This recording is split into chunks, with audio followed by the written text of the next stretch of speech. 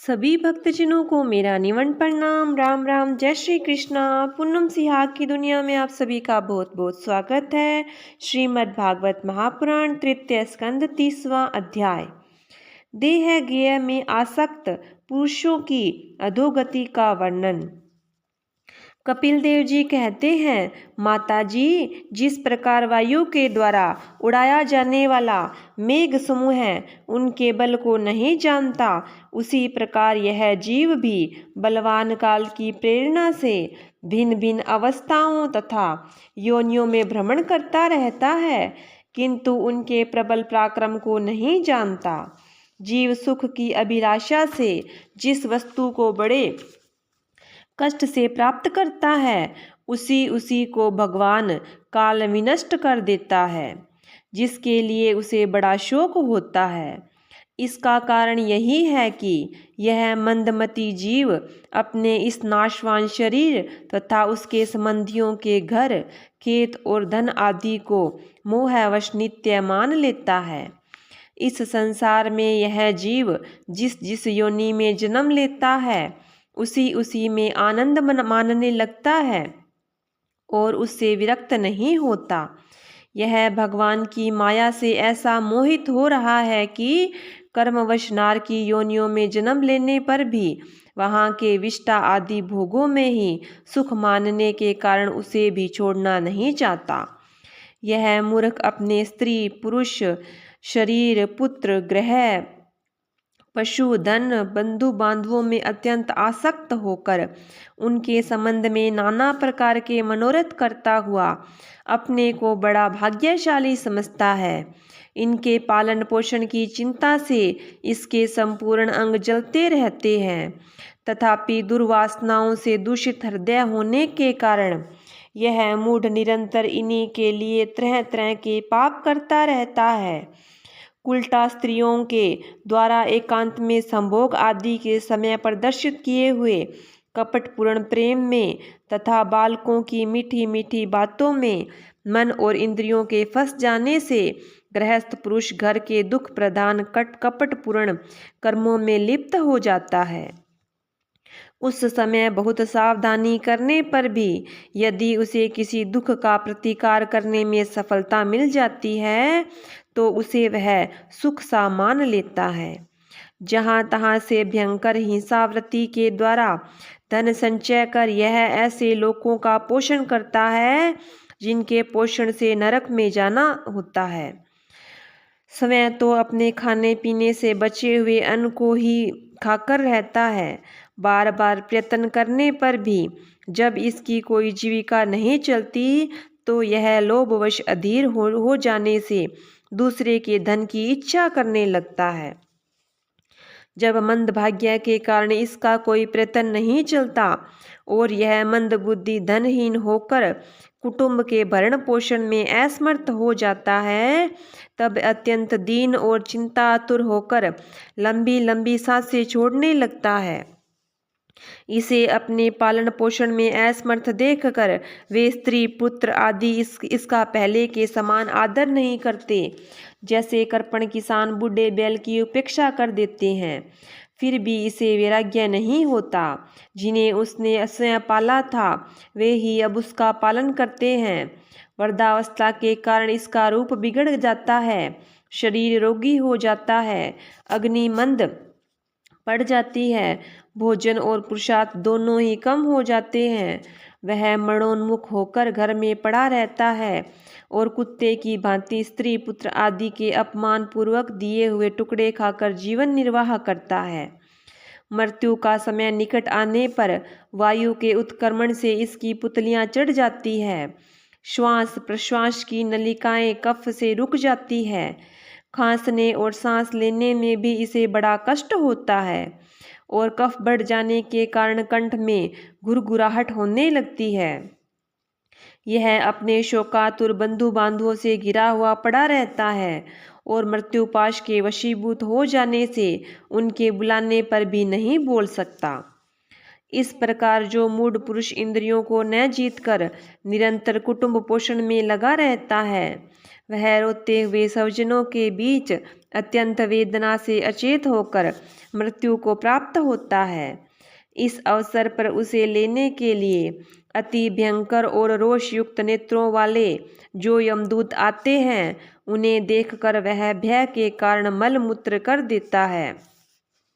वे यमदूत उसे यातना देह में डाल देते हैं और फिर जिस प्रकार सिपाही किसी अपराधी को ले जाते हैं, उसी प्रकार उसके गले में रस्सी बांधकर बलात्कार से यमलोक की लंबी यात्रा में उसे ले जाते हैं। उनकी घुड़कियों से उसका हृदय फटने और शरीर कांपने लगता है। मार्ग में उसे कुत्ते नोचते हैं। उस समय अपने पापों को याद करके वह व्याकुल हो उठता है। भूख प्यास उसे बेचैन कर देती है और घाम, दावानल और लूहों से वह तप जाता है। ऐसी अवस्था में जल और विश्राम स्थान से रहित उस तप्त बालुकामय मार्ग में जब उसे एक पग आगे बढ़ने की भी शक्ति नहीं रहती, यमदूत उसकी पीठ पर कोड़े बरसाते हैं। तब बड़े कष्ट से उसे चलना ही पड़ता है। वह जहाँ तहाँ थक कर गिर जाता है, मूर्छा आ जाती है, चेतना आने पर भी फिर उठता है। इस प्रकार अति दुख में अंधेरे मार्ग से अत्यंत क्रूर यमदूत उसे शीघ्रता से यमपुरी ले जाते हैं।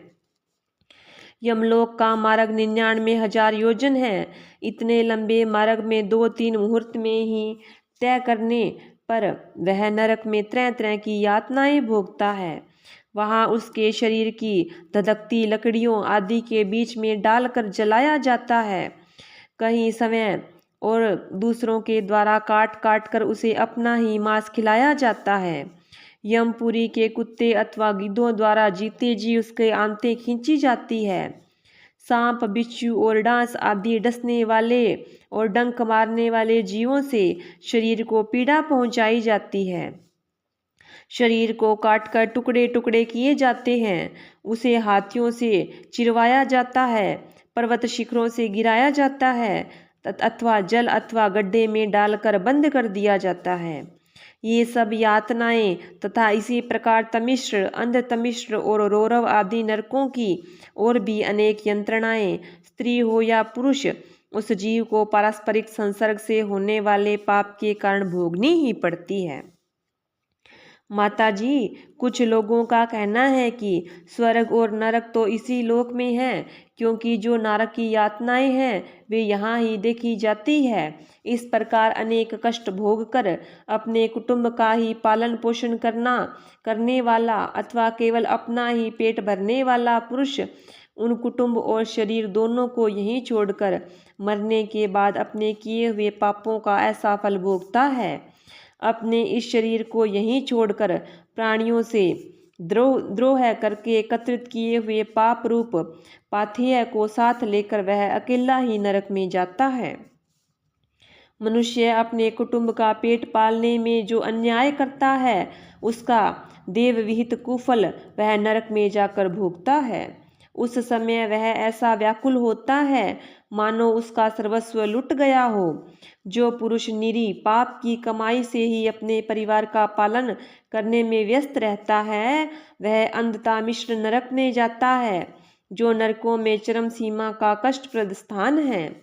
मनुष्य जन्म लेने के पूर्व जितनी भी यातनाएं हैं तथा शुकर, कुकर आदि योनियों में जितने भी कष्ट हैं, उन सबको क्रम से भोग कर शुद्ध हो जाने पर वह फिर मनुष्य योनियों में जन्म लेता है। 31वां अध्याय मनुष्य योनि को प्राप्त हुए जीवों की गति का वर्णन। श्री भगवान कहते हैं, माता जी, जब जीव को मनुष्य शरीर में जन्म लेना होता है तो वह भगवान की प्रेरणा से अपने पूर्व कर्मानुसार देह प्राप्ति के लिए पुरुष के वीर्यकरण के द्वारा स्त्री के उदर में प्रवेश करता है। वहाँ वह एक रात्रि में स्त्री के रज में मिलकर एक रूप कलल बन जाता है। 5 रात्रि में बद्बुद रूप हो जाता है। 10 दिनों में बेर के समान कुछ कठिन हो जाता है और उसके बाद मांसपेशी अथवा अंडज प्राणियों में अंडे के रूप में परिणित हो जाता है। 1 महीने में उसके सिर निकल आता है। 2 मास में हाथ पैर आदि अंगों का विभाग हो जाता है और 3 मास में नख, रोम, अस्थि, चर्म, स्त्री पुरुष के चिन्ह तथा अन्य छिद्र उत्पन्न हो जाते हैं। 4 मास में उसमें मांस आदि सातों धातुएं पैदा हो जाती है। 5वें महीने में भूख प्यास लगने लगती है और 6ठे मास में झिल्ली से लिपटकर वह दाहिनी कोख में घूमने लगता है। उस समय माता के खाए हुए अन्न जल आदि से उसकी सभी धातुएं पुष्ट होने लगती है और वह कृमि आदि जंतुओं के उत्पत्ति स्थान उस जघन्य मलमूत्र के गड्ढे में पड़ा रहता है। वह सुकुमार तो होता ही है, इसलिए जब वहाँ के भूखे कीड़े उसके अंग प्रत्यंग नोचते हैं तब अत्यंत क्लेश के कारण वह क्षण क्षण में अचेत हो जाता है। माता के खाए हुए कड़वे, तीखे, गरम, नमकीन, रूखे और खट्टे आदि उग्र पदार्थों का स्पर्श होने से उसके सारे शरीर में पीड़ा होने लगती है। वह जीव माता के गर्भाशय में झिल्ली से लिपटा हुआ और आंतों से घिरा रहता है।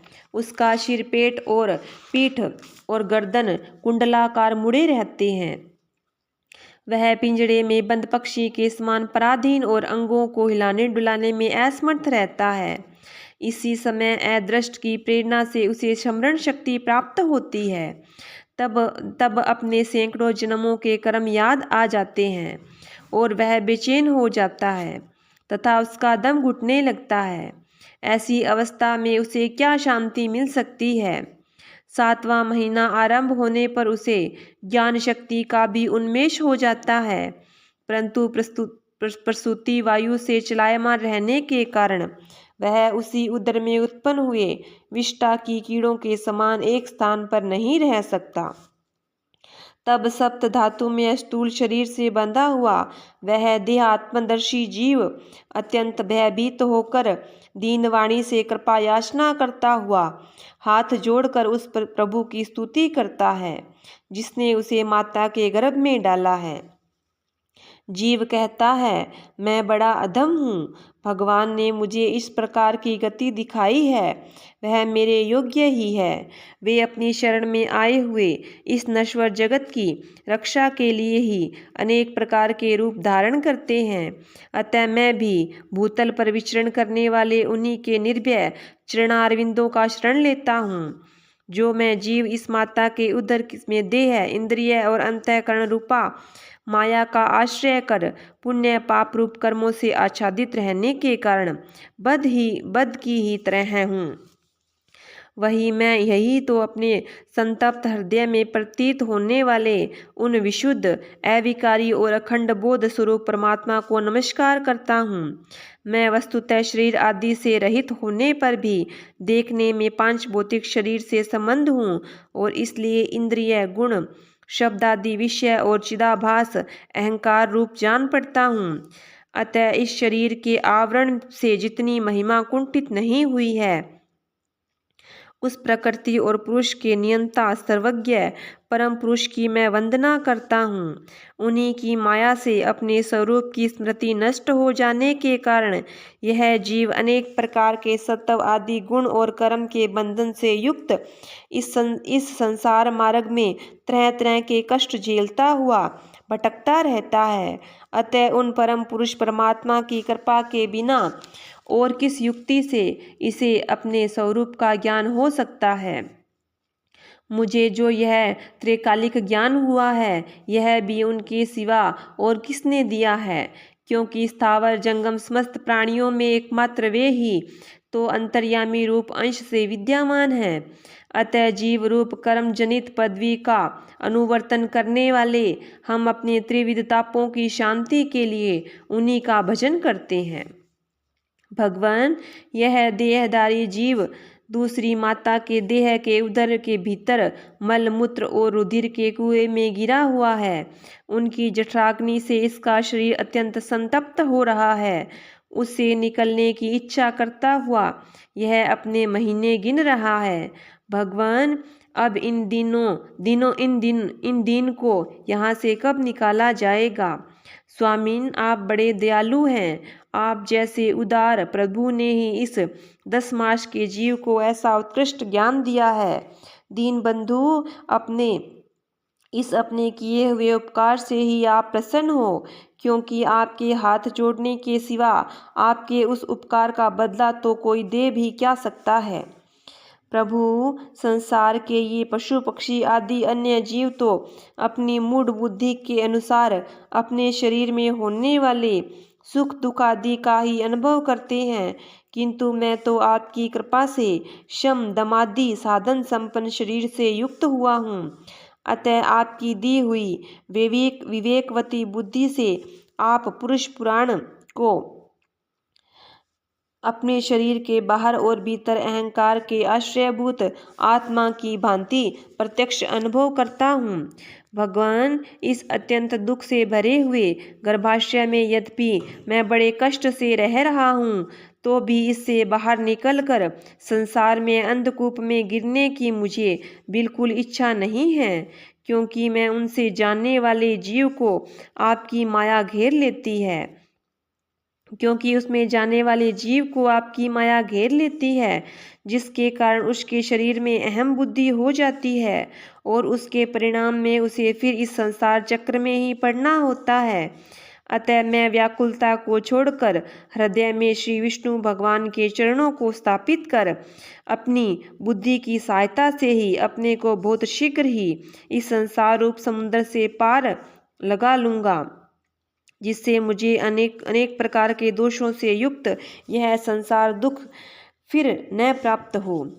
कपिल देव जी कहते हैं, माता, वह 10 महीने का जीव गर्भ में ही जब इस प्रकार विवेक संपन्न होकर भगवान की स्तुति करता है, तब उस अधोमुख बालक को प्रसव काल की वायु तत्काल बाहर आने के लिए ढकेलती है। उसमें सहसा ढेलने पर वह बालक अत्यंत व्याकुल हो नीचे सिर करके बड़े कष्ट से बाहर निकलता है। उस समय उसकी श्वास गति रुक जाती है और पूर्व स्मृति नष्ट हो जाती है। पृथ्वी पर माता के रुधिर और मलमूत्र में पड़ा हुआ वह बालक विष्ठा के कीड़े के समान छटपटाता है। उसका गर्भवास का सारा ज्ञान नष्ट हो जाता है और वह विपरीत गति को प्राप्त होकर बार बार जोर से रोता है। फिर जो लोग उसका अभिप्राय नहीं समझ सकते, उनके द्वारा उनका पालन पोषण होता है। ऐसी अवस्था में उसे प्रतिकूलता प्राप्त होती है। उसका निषेध करने की शक्ति भी उसमें नहीं होती। जब उस जीव को शिशु अवस्था में मैले कुचेले खाट पर सुला दिया जाता है, जिससे खटमल आदि स्वेदित जीव चिपटे रहते हैं, तब उसके शरीर को खुजलाने, उठाने और करवट बदलने की भी सामर्थ्य न होने के कारण वह बड़ा कष्ट पाता है। उसकी त्वचा बड़ी कोमल होती है। उसे डांस, मच्छर और खटमल आदि उसी प्रकार काटते रहते हैं जैसे बड़े कीड़ों को छोटे कीड़े। इस समय उसका गर्भावस्था का सारा ज्ञान जाता रहता है, सिवा रोने के वह कुछ भी नहीं कर सकता। इसी प्रकार बाल्य और पौगंड अवस्थाओं में दुख भोग कर वह बालक युवावस्था में पहुँचता है। इस समय उसे यदि कोई इच्छित भोग नहीं प्राप्त होता, तो अज्ञानवश उसका क्रोध उद्दीप्त हो उठता है और वह शोकाकुल हो जाता है। देह के साथ ही साथ अभिमान और क्रोध बढ़ जाने के कारण वह काम परवश जीव अपना ही नाश करने के लिए दूसरे कामी पुरुषों के साथ वैर ठानता है। खोटी बुद्धि वाला वह अज्ञानी जीव पंचभूतों से रचे हुए इस देह में मिथ्या अभिमानी निवेश के कारण निरंतर मैं मेरापन का अभिमान करने लगता है। जो शरीर इसे वृद्धावस्था आदि अनेक प्रकार के कष्ट ही देता है तथा अविद्या और कर्म के सूत्र में बंधा रहने के कारण सदा इसके पीछे लगा रहता है, उसी के लिए यह तरह तरह के कर्म करता रहता है, जिनमें बंध जाने के कारण इसे बार बार संसार चक्र में पड़ना होता है।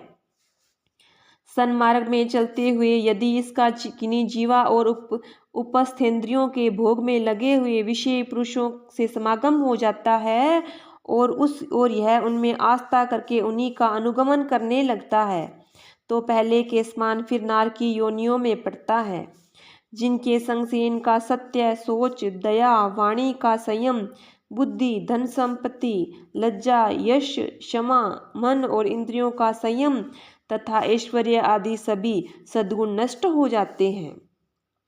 उन अत्यंत शोचनीय स्त्रियों के क्रीड़ा, मृग, खिलौना, अशांत, मूढ़ और देहात्मदर्शी असत पुरुषों का संग कभी नहीं करना चाहिए, क्योंकि इस जीव को किस और का संग करने से एक ऐसा मोह और बंधन नहीं होता जैसा स्त्री और स्त्रियों की संगतियों का संग करने से होता है।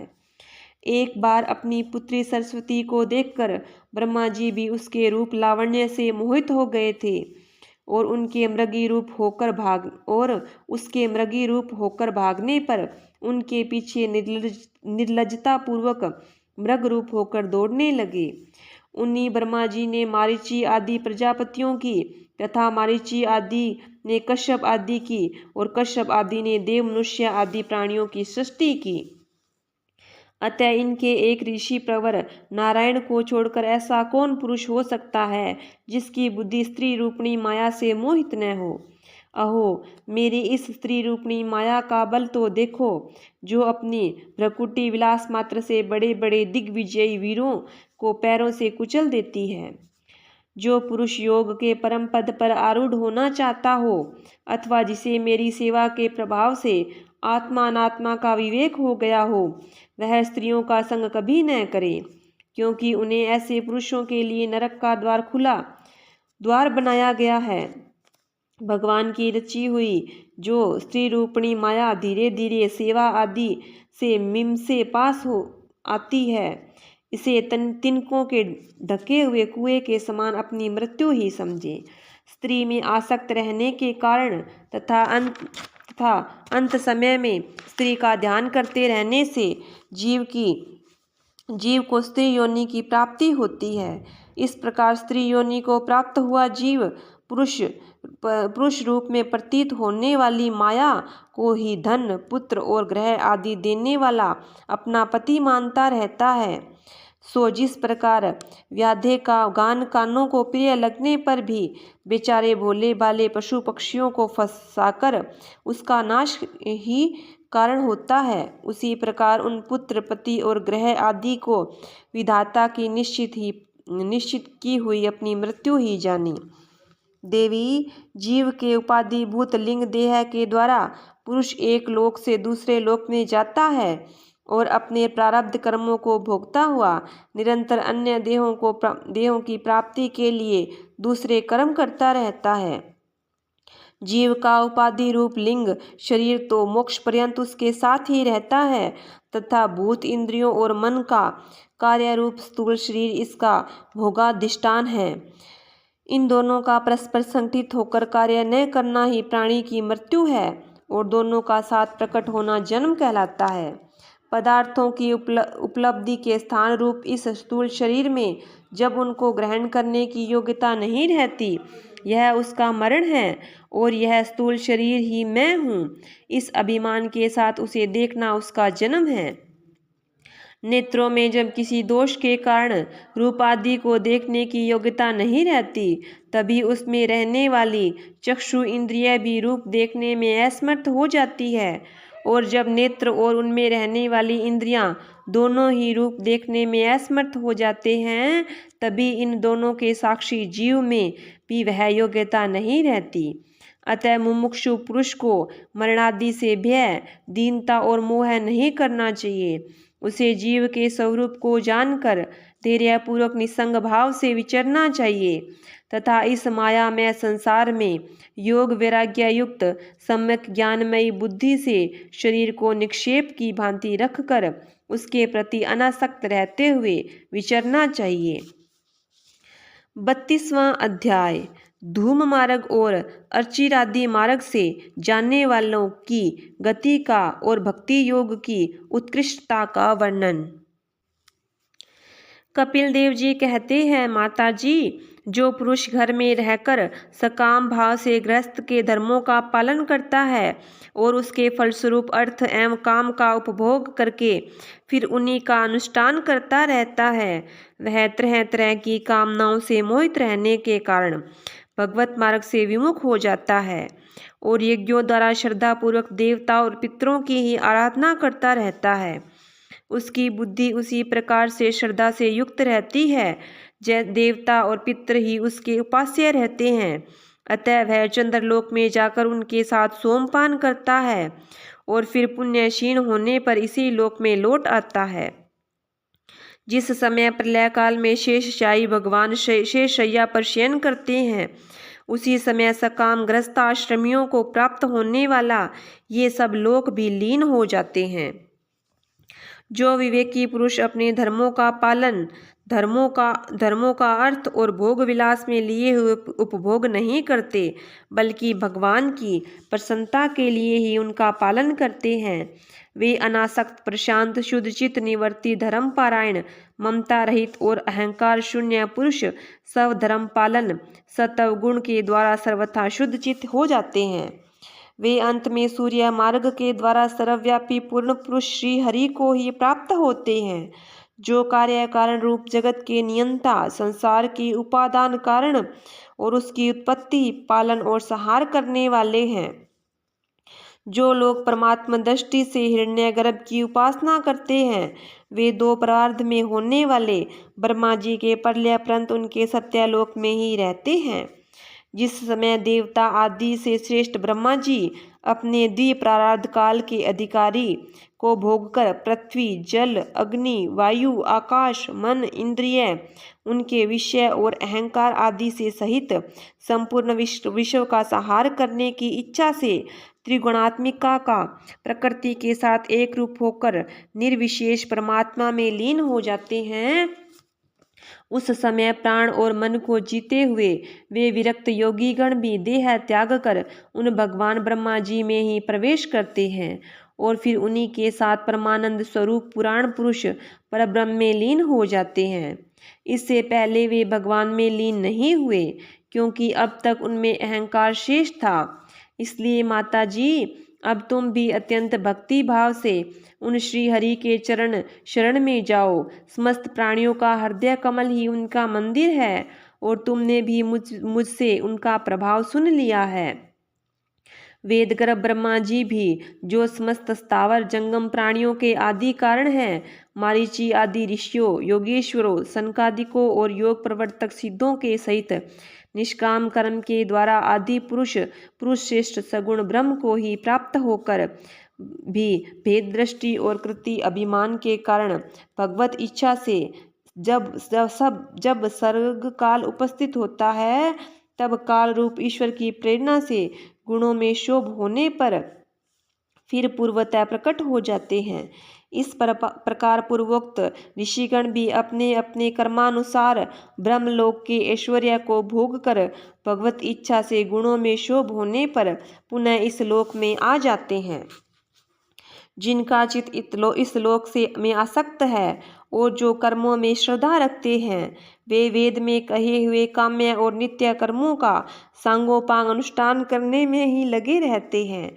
उनकी बुद्धि रजोगुण की अधिकता के कारण कुंठित रहती है, हृदय में कामनाओं का जाल फैला रहता है और इंद्रियां उनके वश में नहीं होती। बस अपने घरों में ही आसक्त होकर वे नित्य प्रति पितरों की पूजन में लगे रहते हैं। ये लोग अर्थ, धर्म और काम के ही परायण होते हैं। इसलिए जिनके महान पराक्रम अत्यंत कीर्तनीय हैं, उन भवभयहारी श्री मधुसूदन भगवान की कथा वार्ताओं से तो वे विमुख रहते ही हैं। हाय विष्टा भोजी, कुकुर, सुक्कर आदि जीवों की विष्टा चाहने के समान जो पुरुष भगवत कथा अमृत को छोड़कर निंदित विषय वार्ताओं को सुनते हैं, वे तो अवश्य ही विधाता के मारे हुए हैं। उनका बड़ा ही मंद भाग्य है। गर्भधान से लेकर अंत्येष्टि तक सब संस्कारों को विधि पूर्वक करने वाले ये सत्काम कर्मी सूर्य से दक्षिण ओर के पित्रायन और धूम मार्ग से पितृश्वर आर्यमा के लोक में जाते हैं और फिर अपनी ही संतति के वश में उत्पन्न होते हैं। माता जी, पितृलोक के भोग लेने पर जब उनके पुण्य क्षीण हो जाते हैं तब देवता लोग उन्हें वहाँ के ऐश्वर्य से च्युत कर देते हैं और फिर उन्हें विवश होकर तुरंत ही इस लोक में गिरना पड़ता है। इसलिए माता जी, जिनके चरण कमल सदा भजने योग्य है, उन भगवान का तुम उन्हीं के गुणों का आश्रय लेने वाली भक्ति के द्वारा सब प्रकार से मन वाणी और शरीर से भजन करो। भगवान वासुदेव के प्रति किया हुआ भक्ति योग तुरंत ही संसार से वैराग्य और ब्रह्म साक्षात्कार रूप ज्ञान की प्राप्ति करा देता है। वस्तुतः सभी विषय भगवत रूप होने के कारण समान हैं। अतः जब इंद्रियों की वृत्तियों द्वारा भी भगवत भक्त का चित्त उनमें प्रिय अप्रिय विषमता का अनुभव नहीं करता, सर्वत्र भगवान का ही दर्शन करता है, उसी समय वह संग रहित, सब में समान रूप से स्थित, त्याग और ग्रहण करने योग्य, दोष और गुणों से रहित, अपनी महिमा में आरूढ़ अपनी आत्मा को ब्रह्म रूप से साक्षात्कार करता है। वही ज्ञान स्वरूप है, वही परब्रह्म है, वही परमात्मा है, वही ईश्वर है, वही पुरुष है, वही एक भगवान स्वयं जीव शरीर विषय इंद्रियां आदि अनेक रूपों में प्रतीत होता है। संपूर्ण संसार में आसक्ति का अभाव हो जाता है। बस यही योगियों के सब प्रकार के योग साधना का एकमात्र अभिष्ट फल है। ब्रह्म एक है, ज्ञान स्वरूप और निर्गुण है, तो भी वह ब्रह्मवर्तियों वाली इंद्रियों के द्वारा भ्रांतिवश शब्द आदि धर्मों वाले विभिन्न पदार्थों के रूप में भास रहा है।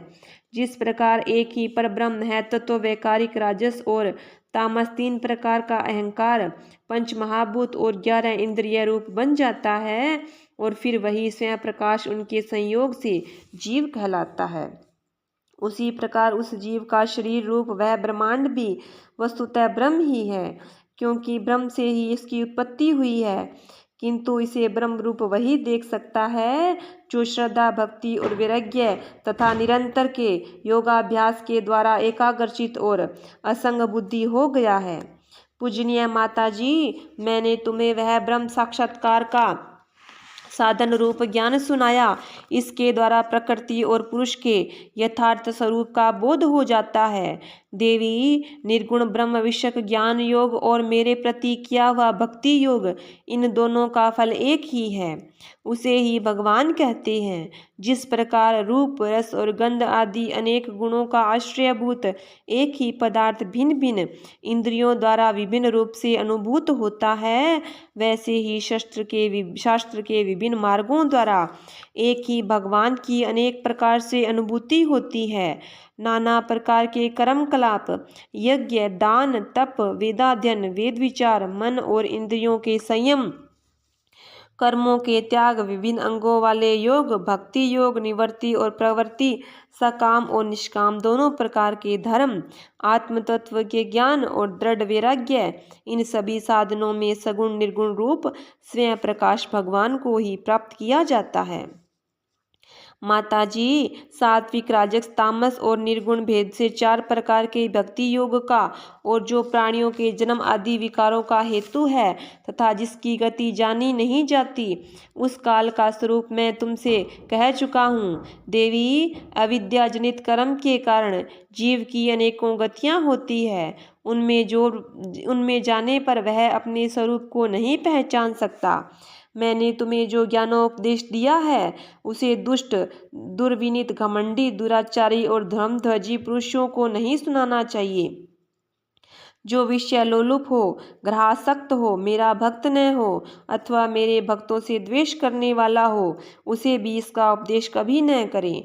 जो अत्यंत श्रद्धालु, भक्त, विनयी, दूसरों के प्रति दोष दृष्टि न रखने वाला, सब प्राणियों से मित्रता रखने वाला, गुरु सेवा में तत्पर, बाह्य विषयों में अनासक्त, शांत चित्त, मत्सर शून्य और पवित्र चित्त हो तथा मुझे परम प्रियतम मानने वाला हो, उसे इसका अवश्य उपदेश करें। माँ, जो पुरुष मुझ में चित्त लगाकर इसका श्रद्धापूर्वक एक बार भी श्रवण अथवा कथन करेगा, वह मेरे परम पद को प्राप्त करेगा। 33वां अध्याय।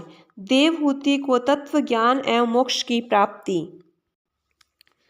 मैत्रेय जी कहते हैं, विदुर जी, श्री कपिल भगवान के ये वचन सुनकर कर्दम जी की प्रिय पत्नी माता देवहूति के मोह का पर्दा फट गया और वे तत्व प्रतिपादक सांख्य शास्त्र के ज्ञान के आधार भूमि भगवान कपिल जी को प्रणाम करके उनकी स्तुति करने लगी। देवहूति ने कहा, कपिल जी, ब्रह्मा जी आपके ही नाभि कमल से प्रकट हुए थे।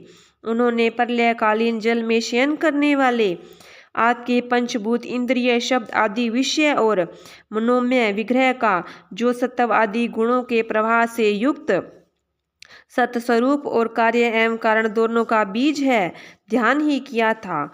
आप निष्क्रिय सत्य संकल्प संपूर्ण जीवों के प्रभु और सहस्त्र अचिंत्य शक्तियों से संपन्न हैं।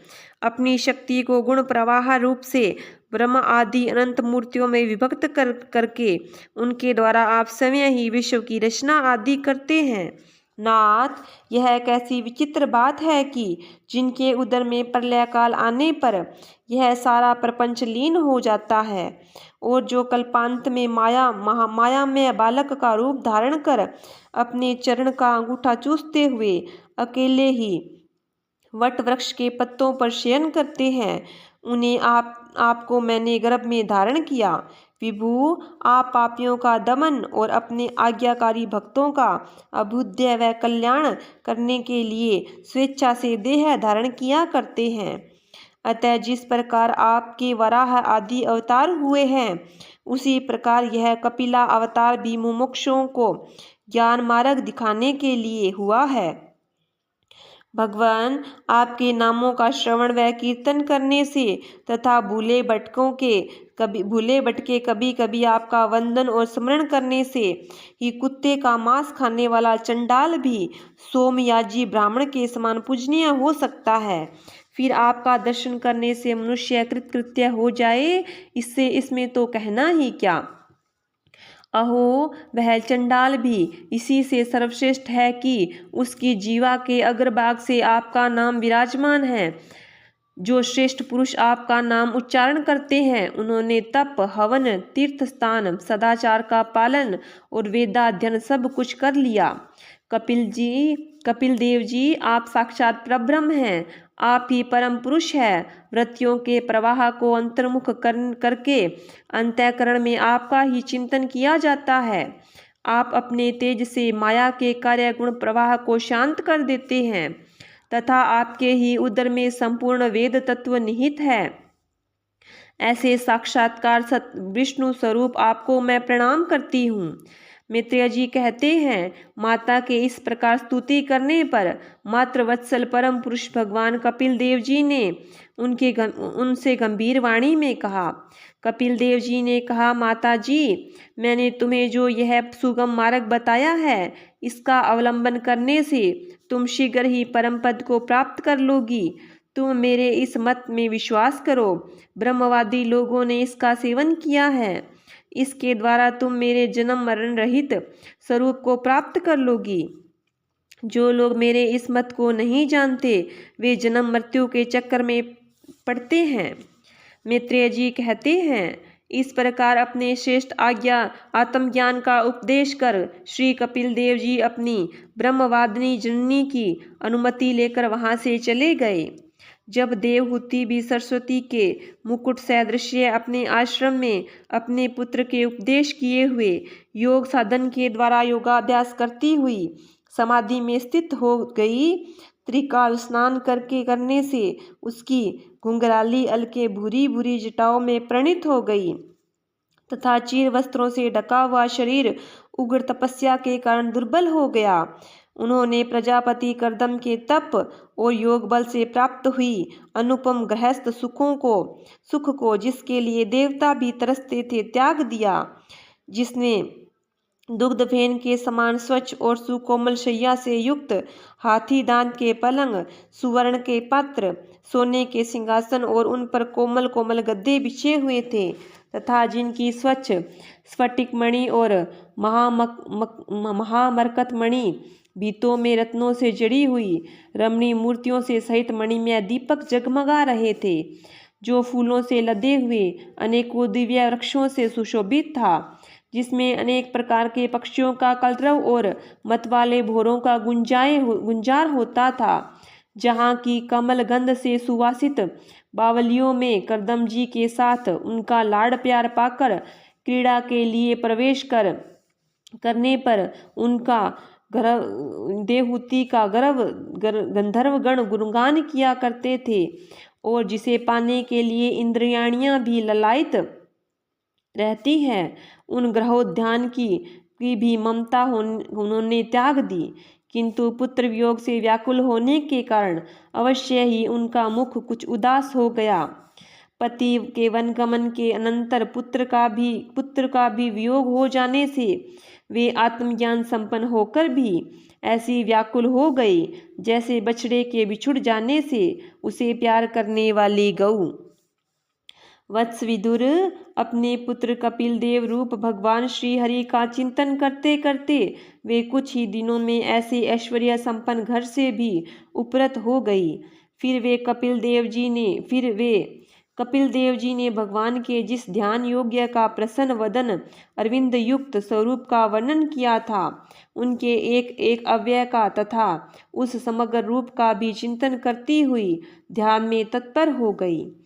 भगवत भक्ति के प्रवाह, प्रबल वैराग्य और यथोचित कर्मानुष्ठान से उत्पन्न हुए ब्रह्म साक्षात्कार कराने वाले ज्ञान द्वारा चित्त शुद्ध हो जाने पर वे उस सर्वव्यापक आत्मा के ध्यान में मग्न हो गई, जो अपने स्वरूप के प्रकाश से मायाजनित आवरण को दूर कर देता है।